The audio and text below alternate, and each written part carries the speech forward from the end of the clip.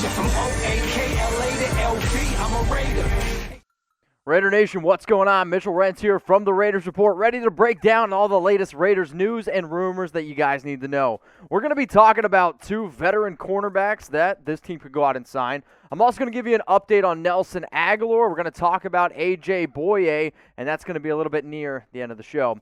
First off, though, let's talk about the latest around Casey Hayward because he was released by the Los Angeles Chargers on Saturday. Obviously, one of the biggest reports this offseason around the Raiders is trying to rebuild that defense. Gus Bradley, Jon Gruden have come out and said that they want to find an alpha on D. Now, we've kind of talked about this before because obviously a guy like Casey Hayward, he's been very good. He knows the division well. And with Bradley, he has already kind of come out and said that he wants to be able to find players that know his system that he can bring in. There's been a lot of different old Chargers players that have been linked here. There's been a few players that Gus Bradley worked with the Jacksonville Jaguars that have been linked to the Raiders. So now we're sitting here wondering, could the Raiders actually go out and get Casey Hayward? Now, 2020 was a little bit of a rough season for him. Now, when you look at what he did in 2019 to 2020, the completion percentage does advantage 2020. Yards, though, that's the biggest difference here. In 2020, he gave up a lot of yards. In 2019, the completion percentage was high, but when he gave up the catches, he didn't really give up a lot of yards. And in 2019, he was regarded as one of the best cornerbacks in the National Football League. So he's played underneath Gus Bradley. He knows the system, but he's on the wrong age or wrong side of 30, if you will, and he's coming off a bad year. So that's why I'm going to hit you all with this question here. This is what we do at the Raiders Report. I want you to type S for sign, or I want you to type P for pass. If you're going to type S for sign, be an overachiever. Let me know what kind of contract you're going to offer Hayward. Or if you're going to type P for pass, maybe there's some other players you could be thinking about here. So let's look at this Raiders depth chart, okay? Obviously, you got a lot of holes that need to be able to fix. Amik Robertson, we slotted him into the nickel because they've already moved on from LaMarcus Joyner.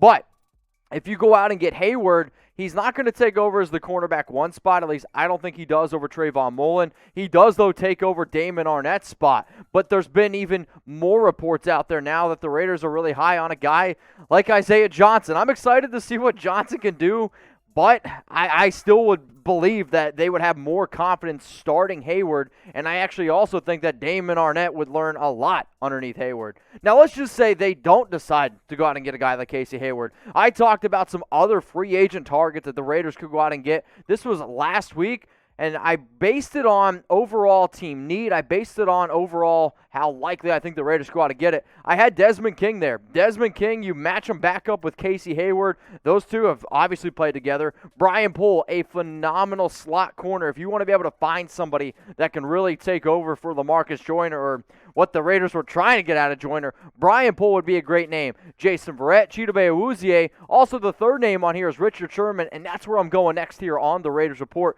Could the Raiders go out and bring in Richard Sherman? Obviously, he's been connected literally the entire offseason. And since Sherman and Gruden went on that random podcast on PFF, everyone was like, oh, it's going to happen. Well, a report came out from Dan Graziano and Jeremy Fowler that said that the Raiders, Cowboys, and the New York Jets are all going to be interested in Sherman. The reason why it's those three teams, well, Sherman obviously has some connections with Dallas. We'll see what happens. In terms of the New York Jets, Robert Saleh, he's been the defensive coordinator for the 49ers, so that one makes sense. And then with Gruden, Richard Sherman, Gus Bradley's system, I mean, it's three teams where I don't mean to be rude, but it's like, well, no shit that those three teams are going to pursue Richard Sherman here. So what I want you guys to think about is this, right? Because first, I asked you about Hayward. But what about Sherman? And I am a believer that the Raiders do bring in a veteran cornerback, whether that's Sherman, whether that's Hayward. I've also seen the name Patrick Peterson been thrown out there. I mean, you're just bringing up big-time players. So I've made multiple videos here on the Raiders Report, but I do believe that they are only going to get one of these veteran cornerbacks. So let me know. Casey Hayward, let me know, or Richard Sherman, if you want to see some other players that they could go out and get. I made this video, and this is a freaking dandy. 45 players that the Raiders could go out and sign. I based it on the team needs, so 9 big needs, and I rank it from 1 to 5. So 45 players that the Raiders could go out and sign. Seriously, hit the big red button that says subscribe because I don't want you to miss it. Raider Nation, if you're excited for NFL free agency, I want you to like the video right now. And this is going to be a lot of fun. We're going to be talking about a lot of players coming up here. So like the video if you're excited for NFL free agency. Let's talk about Nelson Agholor on the Raiders report. The latest report is that the Raiders, they plan to bring back Agholor even though he is set to become a free agent. So it's going to be Agholor, Denzel Good, and Nicholas Morrow. The Raiders going to roll the dice. Maybe that's what you do in Vegas. They're going to let them test the market. But from what it sounds like right now, the number one priority for the Raiders in terms of bringing back past players is to ultimately bring back Derek Carr's number one receiver, which was Nelson Agholor. When they went out and signed him last offseason to a 1 year, 1.05, so basically the vet min, a lot of people were like, man, that's kind of a curious move. And it turned out to be an A-plus move. Arguably, the Raiders and Jon Gruden, Mike Mayock's best signing on offense, realistically, since those guys took over. 48 catches, 896 yards, 8 touchdowns. He added so much to the offense, especially really helping Derek stretch the ball down the field. So, what do y'all think here? Should the Raiders re-sign Agholor? I want you to type Y for yes, or I want you to type N for no. Ultimately, I do think that the Raiders are very interested in bringing back Agholor. The question is really simple when it comes to this. What exactly is the price? So for me, I am going to say yes if the price is right. So shout out to Bob Barker here, really trying to figure out, like, you can't just bet $1 anymore for Agholor. You're going to actually have to pay him. So there was a report that came out that was like 3 years, $24 million. Vic Tafur said that, you know what, that's not quite right, that he's going to be looking for Tyrell Williams type of money. So 4 years, $44 million. That's a lot of money. If it's going to be 4 years, $44 million, where you got to pay him $11 million a year, I'm probably out. But he is coming off a career high, no doubt about it, in terms of yards. 8 touchdowns, also career high. 47 catches, really was able to stretch the field, 17.9 yards per catch. The reason why I'm going to sit here and say, you know what, I am confident that the Raiders get a deal done, I'm confident that they want to get something done, is because he was such a big asset, especially on offense, right? So in terms of targets, 82. He led all wide receivers on this team. Now, do they want to get more out of Henry Ruggs in year 2? Absolutely. Do they want to get more out of Bryan Edwards in year 2? For sure. However, you can't really always just coach up chemistry. Agholor and Carr, they had chemistry from the get-go. How about in terms of receiving leaders? Sure, 48 is right behind Hunter Renfrow, but in terms of being able to stretch the field, and if it wasn't for maybe a few bad drops, I mean, that number would be a little bit higher. Receiving yard leaders, Nelson Agholor behind only Darren Waller, and he is way ahead of Renfrow, way ahead of Henry Ruggs, and if you want to see a better Derek Carr, if you want to see a better Carr continuing to be able to grow in this offense, I do think that bringing back Agholor makes a lot of sense. And then receiving touchdowns. One of the areas that the Raiders absolutely need to get better in 2021 is goal-to-go situations and being able to succeed in the red zone. Darren Waller, Nelson Agholor were two of the best players that the Raiders had, and if it wasn't for a bad holding call against Foss Moreau, and if it wasn't for a drop touchdown, I mean, you're looking at a receiver that could easily be around 1,000 yards, easily around 10 touchdowns, and when you consider the fact that he's the number one receiver on this team, I do think that the Raiders need to be able to figure out a way to bring back their number one receiver, because if you don't bring him back, you're going to have to ask Henry Ruggs, you're going to have to ask Bryan Edwards to really step up, and not that the guys can't do it, but judging from what I saw last season, I think we would all agree that Ruggs and Bryan Edwards, they're not ready to step in and be that true number wide receiver 1, to be that true wide receiver 2. Do I like Hunter Renfrow? Sure, but he is just a slot receiver. So at the end of the day, the Raiders need to be able to figure out a way to bring in Nelson Agholor. I'm thinking for like around $8 million. If you could bring him in for $7 million a year, the contract that I would give him is 3 years, $24 million. And if you want to give him a lot of guarantees up front, that's what I'd be about. Now let's just say they can't get the deal done. They can't bring back Nelson Agholor. Here are the top 5 wide receivers that I believe that the Raiders would be the most interested in.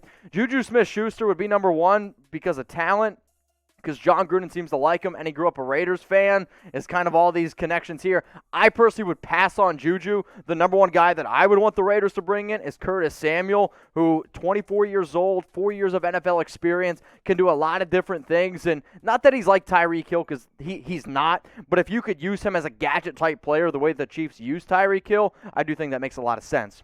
So be honest with me here, guys, all right? How much money would you give Agholor per year? Go down in the comments and let me know. I've already said I'm around that $7.5, $8 million range. Would I pay him $9 million to get him back? Yeah, I probably would. I don't know how excited about it I would be, but I would at least consider it. If we're getting up in the $10, $11, $12 million a year range, that's where I'm going to simply say I'm out on Agholor.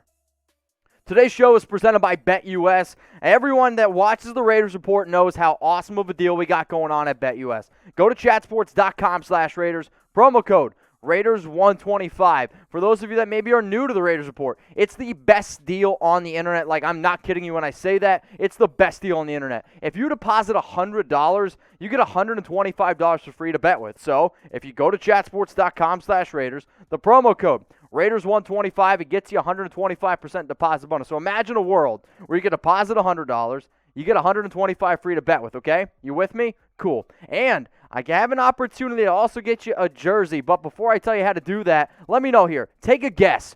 Who will win the NCAA tournament? I'm curious, man. I'm excited. I didn't get any March Madness last year. Not that I'm a big college basketball fan, but I love competition. And I love March Madness and how crazy it is. I remember 2 years ago, I picked Virginia to win it all. They lose in the first round, the first number 1 seed to lose to a 16 seed. The very next year, I'm like, okay, I'm going to predict Virginia to lose. They go on and win the whole freaking thing. It's insane. It's incredible, and I can't wait to be able to watch it. So I do have a special offer for y'all, so let me know who y'all think's going to win the NCAA tournament. So right now we got going on a special jersey offer, chatsports.com/Raiders. Promo code Raiders125 gets you 125% deposit bonus. And if you go ahead and get started for the new BETUS depositors, I'm going to hook you up with a free Raiders jersey if you make a bet on March Madness. So any jersey of your choosing, if you want a Darren Waller, Derek Carr, Hunter Renfrow, Henry Ruggs, like we have so many in stock. All you got to do, email me for the details, Raiders@chatsports.com. Let's get into the latest Raiders news and rumors here over the weekend. HaHa Clinton-Dix, he visited with the Raiders on Saturday, and now there's multiple teams apparently interested in Clinton-Dix. For those of you that don't remember, he was cut by the Dallas Cowboys and didn't play last season. A player that it's kind of hard to believe was a Pro Bowler at one point, was a first-round pick, and I anticipated him to be actually a pretty good cog in that Dallas Cowboys defense, and it was definitely a surprise cut. I mean, I think almost everyone was surprised by it. So here's what he did in 2019, because we don't have any 2020 stats. 78 tackles, 5 pass breakups, 2 interceptions. Impressive, right? But what about 2018?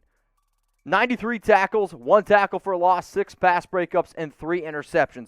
HaHa Clinton-Dix is definitely built more as a strong safety, if you will, and I already know that a lot of people, as soon as they saw that Dix came and he visited the Raiders, they were like, is this going to happen? It's definitely a potential. Just because, though, you bring in a player, that doesn't necessarily mean it is 100% going to happen. So type your votes in here. Clinton-Dix would be good in Vegas. I want you to type T for true, or I want you to type F for false. I am going to type my F for false because I don't think that Clinton-Dix would be a very good fit. And honestly, y'all, I am going to stay as far away from Clinton-Dix as I possibly can.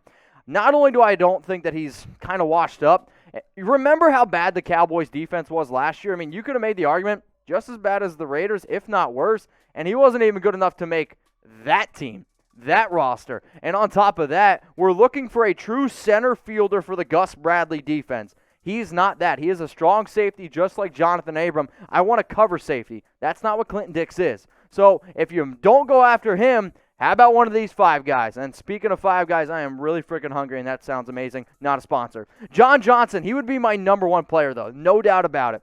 He's incredible. And then Anthony Harris. If you can't spend big on John Johnson or Anthony Harris, look for the Raiders to go a little bit of a cheaper route. Malik Hooker is the jersey that everybody in Raider Nation wants and needs. And also, you could get him for a cheap deal. Rayshawn Jenkins, Trey Boston also have definitely a lot of connections with Gus Bradley. So either you spend big on Johnson or Harris, or you go a little bit cheaper with Hooker. Sounds funny. Or Jenkins or Boston. Now, here's the issue. Eric Harris, he's a free agent, okay? I don't anticipate him coming back. He's already moved out of Las Vegas. Jeff Heath, he's led the team last year with 3 interceptions and showed some promise here and there, was able to step up, but he's more or less just a special teams type of safety. Sure, he can come in and play a few key snaps, but he's not the guy you want starting. Do I think HaHa Clinton-Dix would be a good guy that would start? No, I personally don't think that's either. So you don't go after HaHa Clinton-Dix. But the other reason why I really wanted to bring up this story here